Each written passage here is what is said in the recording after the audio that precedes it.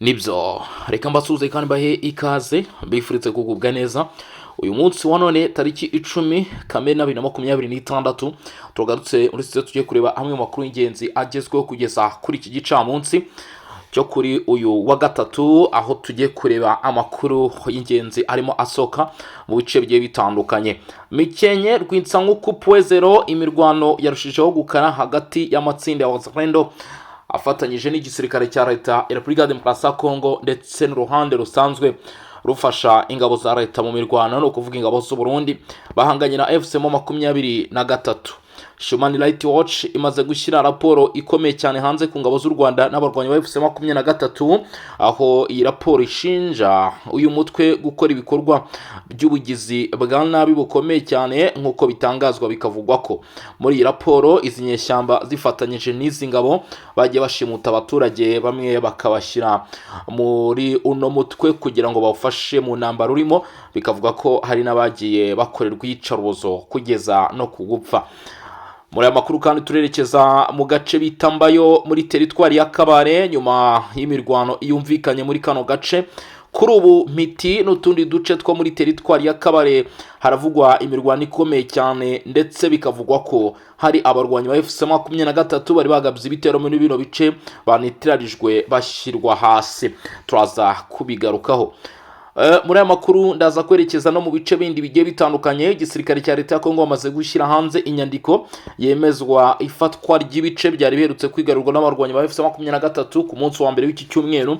Ubu bidaciye kabiri bakaba izi nyeshyamba bamaze kuzambura bino bice.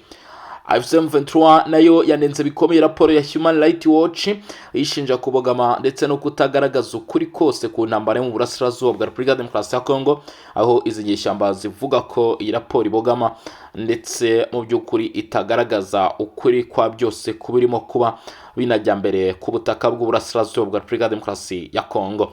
Bahati Erasto Musanga aravugaho guhunga muri teritwari ya Masisi nyuma yo kubona ko bino bice birimo kwibasirwa ndetse no gusatirwa ku buryo bukomeye cyane na Wazalendo. Imirwano yavutse Kazinga ndetse no mu duce tugiye dutandukanye satira Kibabi, bikavuga ko uyu mugabo kuri ubu yamaze kugera mu gace ka Mweso, nk'uko amakuru aturukayo arimo kurusha kubitugaragariza.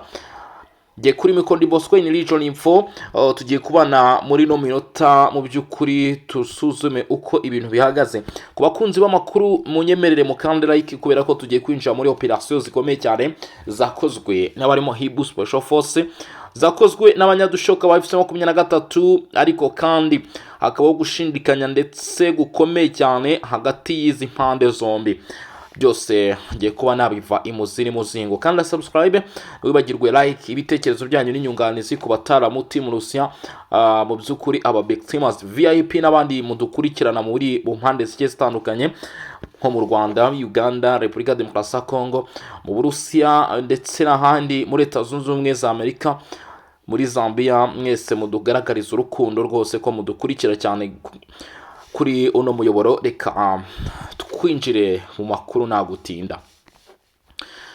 100% igisirikare cya leta ya Repubulika ya Demokarasi ya Kongo nyuma y'imirwano ikomeye cyane yumvikanye mu mpera z'urukerera rwa none, bamaze kwemeza ko bamaze kwambara inyeshyamba za FCM 23 ibice bitandukanye hano muri Repubulika ya Demokarasi ya Kongo. FARDC ngo yongeye kwigarura Mikenye, Kakenge ndetse na Karingi, ubu akabari intsinzi ikomeye cyane kuri runo ruhande, ndetse bakaba barimo kwishimira iyi ntsinzi nyuma y'uko FCM 23 ndetse na Twirwaneho barimo gukubita agatoki ku kandi nyuma yo kwamburwa tuno duce, kandi bivuga ko kugira ngo batugeremo bari batakaje umubare mwinshi cyane w'abarwanyi ndetse n'imbaraga zikomeye cyane. Ni Fizi muri Kivu y'Amajyepfo, ingabo za Repubulika ya Demokarasi ya Kongo FARDC zitangaje ko zongeye kwigarura agace ka Mikenye ndetse n'utundi duce twa Kakenge ndetse na Karingi two mu misozi miremire y'intara Kivu y'Amajyepfo, nyuma y'iminsi mike hari habaye imirwano ikomeye hagati yazo n'iruro rya Twirwaneho 23. Nk'uko amakuru aturuka hano hatandukanye abitangaza, kuri wa mbere tariki 8 Kamena nibwo abarwanyi ba Twirwaneho 23 bari bafashe Mikenye nyuma y'ibitero byabaye mu gitondo cyo kuri uwo munsi. Icyo gikorwa cyatumye habaho impungenge mu baturage bo muri ako karere kubera kubura uburemere bw'ako gace mu rwego rw'umutekano ndetse no kugenzura imihanda ihuza ibice bitandukanye byo mu misozi miremire ya Fizi. mu gihe kitageze ku masaha 48 FARDC yatangaje ko yatangije igikorwa cya gisirikare cyo kwisubiza utu duce. Amakuru yatangajwe n'inzego za gisirikare za Kongo avuga ko muri icyo gikorwa hakoreshejwe umutwe wihariye uzwi ku izina rya Hipu Special Force usanzwe ukora ibikorwa bya special operation, ukunze kuvuga nk'umwe mu mitwe yihariye y'ingabo za Kongo ufite inshingano zo gukora ibikorwa bikomeye ku rugamba. Kuri wa gatatu tariki 10 Kamena ahagana saa 3 n'igice za mu gitondo, FARDC batangaje ko bongeye kugenzura byuzuye cyangwa se 100% Mikenke, Kakenke ndetse na Karingi. Izi ngabo zivuga ko ibendera rya Repubulika Demokarasi ya Kongo ryamaze kongera kuzamurwa muri utu duce nyuma yo kwirukana abarwanyi bari bahafashe. Mikenke, Kakenke ndetse na Karingi bifatwa nk'uduce dufite akamaro gakomeye mu rwego rwa gisirikare kubera aho duherereye mu misozi miremire ya Fizi. Kugenzura utu duce bituma habaho ububasha bwo kugenzura inzira nyinshi zihuza ibice bitandukanye bya Kivu y'Amajyepfo ndetse no gukurikirana ibikorwa by'umutekano muri aka karere. Amakuru atangwa n'abaturage ndetse n'andi masoko muri aka gace avuga ko abarwanyi batwirwaneho M23 basubiye inyuma nyuma y'igitutu gikomeye bashyizweho n'ingabo za Kongo. Hari amakuru avuga ko bamwe muri bo bahungiye mu bice byegereye aho imirwano yabereye, nubwo amakuru arambuye ku mubare w'abarwanyi baguye ku rugamba cyangwa se abakomeretse ataratangazwa.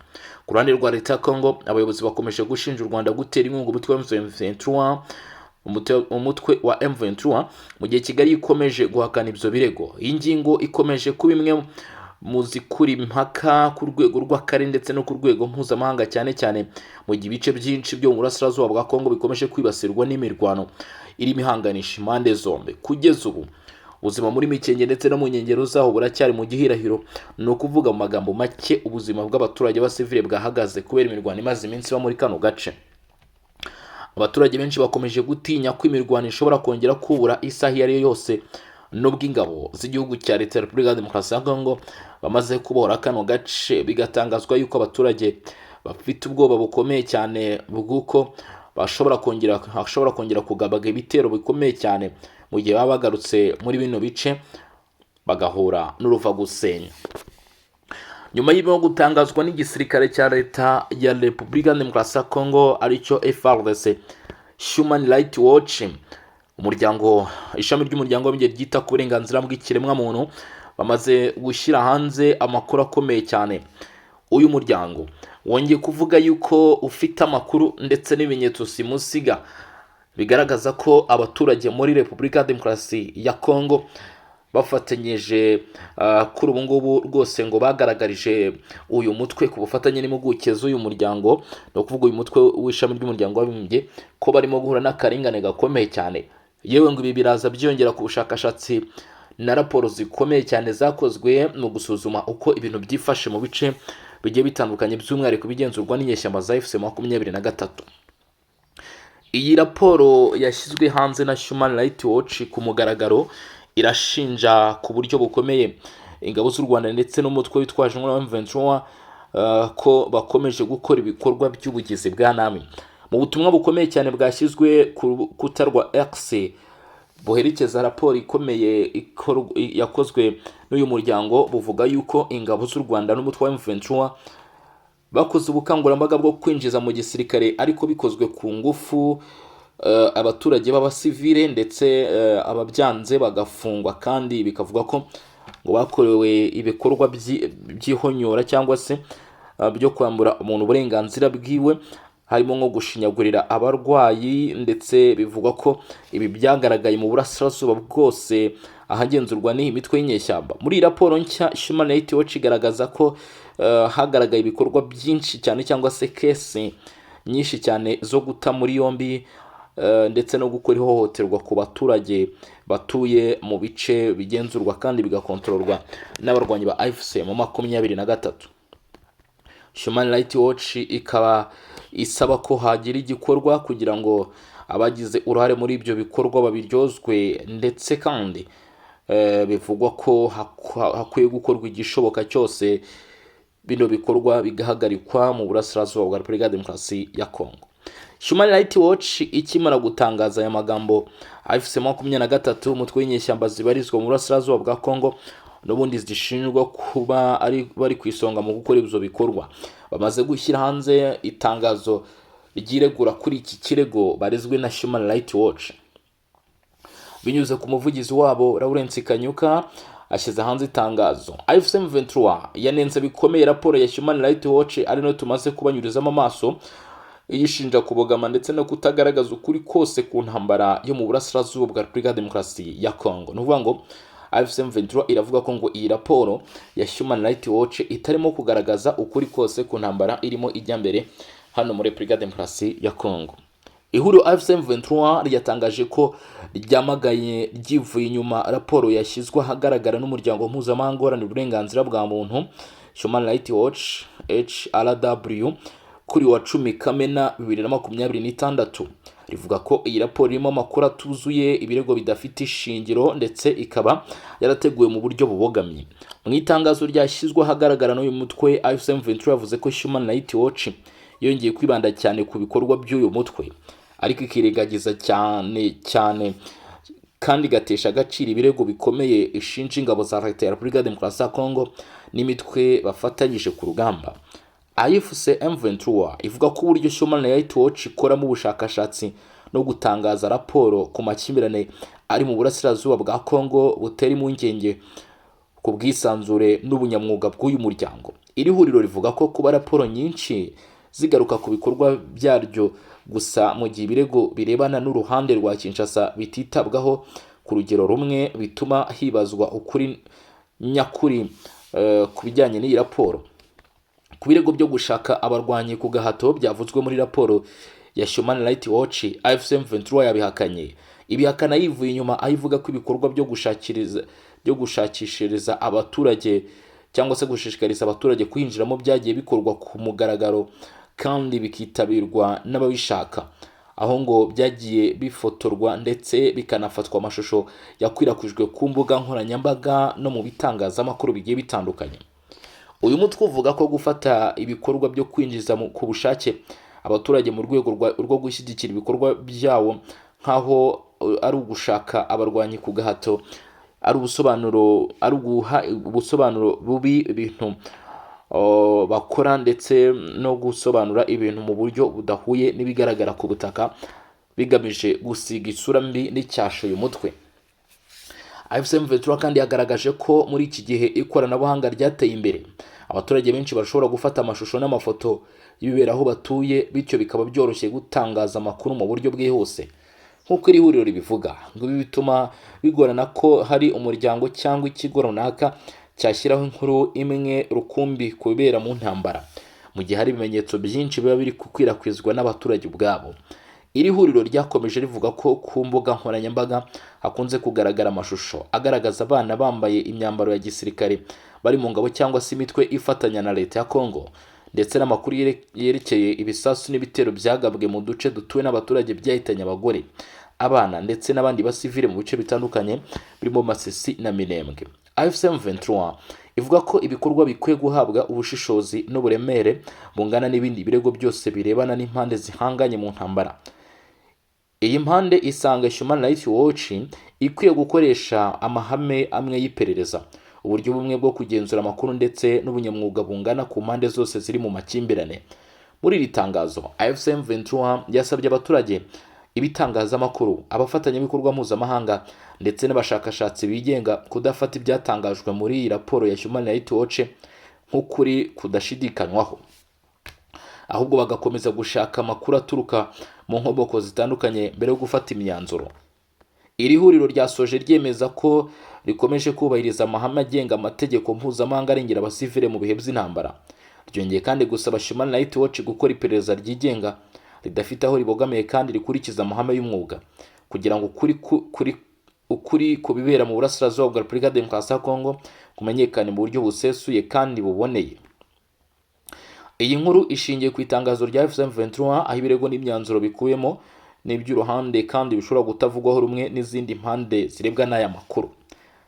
Kuri ubu rero AFC M23 yahakanye yivuye inyuma ibyavuzwe muri iyi raporo ya Human Rights Watch, basobanura yuko bigize ibinyoma bitarimo ukuri cyangwa se bigamije gusiga isura mbi n'icyasha ku barimo abanyamuryango ndetse n'umutwe wa AFC M23 mu rusange. Mu mujyi wa Goma, uwitwa Jean Claude Mukuru yavuze yuko afite video ndetse n'amashusho bigaragaza M23 irimo ikora ibikorwa by'ubugizi bwa nabi, aho yavuze ko iri huriro rya 23 rishyikiwe n'ingabo z'u Rwanda ngo bakoze ibikorwa byibasiye abaturage b'Abanyekongo mu bice bagiye bigarurira. Akavuga ko mu by'ukuri cyangwa se agatangaza yuko ibi bikwiye guhagarara. Bije bikurikira andi makuru avuga ko mu kiyaga cya Kivu ariho hahindutse mu by'ukuri igice gishingurwamo cyangwa se gishyirwamo imbohe imbohe za M23 zicwa nyine mu bice bigiye bitandukanye. Uno mutwe ugenzura, nubwo izi nyeshyamba zihakana aya makuru, bamwe mu bakurikirana cyangwa se mu bakurikirana ibijyanye n'amakuru ku mirongo y'imbere ku rugamba bavuga ko hari imibiri igera kuri 2 yagaragaye, kandi iyi mibiri ikaba ari y'abaturage bashimutaho bita muri quartier ya Ndosho, bamaze gufatwa bajugunywa mu kiyaga cya Kivu. Ubu imibiri yabo ikaba yagaragaye hano mu kiyaga cya Kivu idagifite ubuzima, ahitwa ku kayaga ka Bosco Lake nk'uko aya makuru arimo kubitangaza. Ibi rero bikaba biri mu byagiye binashingirwaho byongera kwerekana ishusho ibiri gutangazwa na Human Rights Watch koko bishaka kuba bifite ishingiro. Gusa abarwanyi ba M23 ntacyo baravuga kuri kino gikorwa cyabereye hano muri kano gace cyangwa se cyatangajwe hano muri kano gace. Bivugwa ko aba bashimutiwe muri Ndosho. Mu yandi makuru y'ingenzi akomeje kujya ahagaragara, twihuta cyane, muri teritwari ya Kabare muri Kivu y'Amajyepfo hamaze kumvikana imirwano ikomeye cyane, aho bitangazwa yuko amasasu menshi yakomeje kumvikana muri no teritwari, muri tumwe mu duce tugiye dutandukanye turimo kuvugwamo imirwano. Kuva ku isaha 4 mu gitondo cyo kuri uyu munsi havuzwe imirwano ikomeye cyane mu duce tukurikira, aho bita Bushwira, aho bita Mpitimbiza ndetse n'aho bita Mbayo n'ubundi muri teritwari ya Kabare. Hakomeje kumvikana iminwa y'imbunda yivugira. Bivugwa ko mu by'ukuri hari n'abarwanyi ba M23 bahungiye yitwa Katana, nyuma yuko bakomeje kuraswa ku buryo bukomeye cyane n'uruhande rwa Wazalendo. Amakuru avuga ko abarwanyi 12 baguye muri iyi mirwano, ndetse hari n'abafashwe matekwa, ariko hakaba atarerekanwa bafashwe kuri no nshuro. Ni mu gihe muri tuno duce yerutse kwerekana n'ubundi abandi barwanyi 2 bari baherutse gufatirwa ku rugamba bashinjwa ko bari kurwanira umutwe 23 baza kwerekanwa. Ubu rero bikavuga ko hano muri tuno duce twa Mpiti, aho bita Bushwira ndetse na Mbiza na Mbayo, utu duce twongeye kuba itsibaniro ndetse n'ibice mu by'ukuri mo kumvikanamo imirwano ikomeye cyane. Mbere ko tuva hano Kabare, biravugwa ko hano muri Katogota, mu by'ukuri tuvuye Kabare twerekeza muri bino bice bya Warongo, biravugwa ko muri Katogota hari kumvikana umuriro ukomeye cyane w'intwaro, ni ibisasu bikomeye cyane byatewe muri kano gace, ahari ibirindiro bya Wazalendo ndetse naho amatsinda ya Wazalendo aherutse gushyira ingabo. Bivuga ko abarwanyi ba AFC M23 bifashishije intwaro zemereye cyane ndetse n'ibisasu biraswa kure byo mu mamodoka akomeye cyane y'urugamba, barashe aha Wazalendo muri kano gace ka Katogota.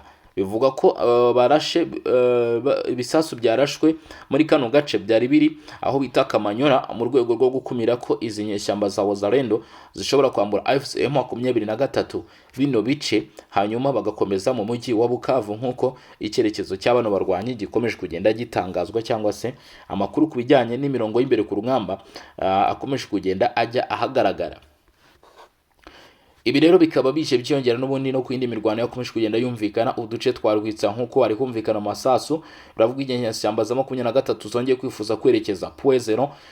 Ibyo byose biza byiyongera ku makuru avuga ko muri Kivu y'Amajyepfo, muri tuno duce twa Mikenge, Kaki ndetse n'ahandi, inyeshyamba za M23 zamaze gusorwa mu gihe kitageze ku masaha 48 bahinjiye. Amakuru akemeza ko amatsinda adasanzwe y'abasirikare ba leta ya Repubulika ya Demokarasi ya Kongo yihuje akishyira hamwe, yongeye kuzamurwa muri tuno duce nk'uko birimo gutangazwa.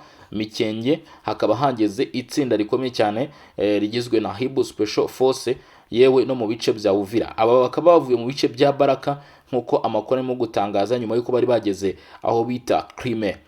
Ubu tuvugana bakaba baje muri kano gace. Rero akaba ari mu bikorwa n'ubundi nk'ubusanzwe byo guhashya ndetse no kugeza ku iherezo abarwanyi ba AFC M23, nk'uko amakuru aturuka muri bino bice mu by'ukuri akomeje kugenda arimo abigarukaho kugeza kuri uno munota cyangwa se kugeza kuri ino saha.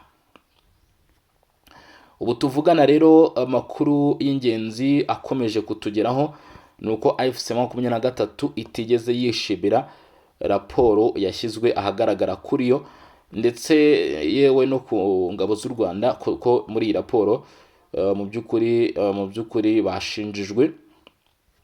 bashinjijwe kugira uruhare bafatanyije mu bikorwa byo kwinjiza abaturage ku gahato mu bice bigiye bitandukanye. Bahati Erasto Musanga, uyu mugabo ageze noneho aho bita muri teritwari ya Rucuru, ndetse uyu mugabo bikaba bivuga ko nyuma yo kuva muri Masisi, ubu tuvugana utu duce natwo twakomeje kugenda twibasirwa n'imirwano ikomeye cyane. Masisi ndetse no mu nkengero zaho hakaba harimo kuvugwa ibitero bikomeye cyane, ndetse n'amasasu yakomeje kugenda yumvika bice bituwe cyane n'abaturage byibasiwe, bamwe mu baturage bahunze, ariko bikavuga ko n'ubundi kugezana n'iyi saha Rubaya iracyari igice kirimo kugenzurwa n'abarwanyi ba AFC M23. Ibice byigaruwe nibyo muri Kivu y'Amajyepfo, ariko imirwano yo murumva ko iba yagiye ikomeza mu duce tugiye dutandukanye cyangwa se mu mande zigiye zitandukanye. Rero ni nyuma y'uko Kawere haje kumvikana imirwano ngo hano mu duce dusatira za Nyakigano ndetse na za Runigi, nk'uko amakuru aturuka yagenda bigaragaza cyangwa se yaje kugenda bizemeza. Ubu tuvugana bikavuga ko kugeza kuri ubu ngubu harimo hoherezwa rero naho abasirikari bagiye batandukanye baje gufasha itsinda ry'abawazalendo ndetse n'ingabo zari zisanzwe ziri muri tuno duce gukomeza imirwano ndetse n'uburyo bwo kwigarurira imyanya irimo igenzurwa cyangwa se iri mu biganza by'inyeshyamba z'umutwe wa 23. Turaza gukomeza kugenda rero tubakurikiranira gatanu ku kandi uko byifashe, uko bihagaze mu bice ndetse no mu myanya igiye itandukanye. Rero udukurikiranye cyangwa se tubana muri ano makuru, nyemerera mu by'ukuri tube dusubikira ngaha, ariko muze kwibuka mukande subscribe, ndetse kandi nanone share ni by'ingenzi, like, ibitekerezo n'inyunganizi turushaho kugenda tubyakira cyangwa se tubikurikirana. Ubwo mu kanya kari imbere turaza kureba ibikomeje kugenda bivugwa muri raporo zirimo zishyirwa hanze. Iyi raporo ya Human Rights Watch, turaza kureba byimbitse bijyanye n'imirwano none muri bino bice bya Masisi, ndetse mu by'ukuri ngira ngo wumvishe ibyo AFC M23 yashinjwe, wumvishije uko yabashije kwiregura, ariko amakuru aracyakomeje gusohoka ari menshi. Ibirwano nayo mu by'ukuri M23 kuri uyu munsi rwose imaze gushyira umunyu, imaze kwamburwa ibice, ariko n'ubundi imirwano yo irakomeje cyangwa se ibitero bikomeje kumvikana mu myanya igiye itandukanye cyangwa se mu bice bigiye bitandukanye. Reka dusubikira ngaha.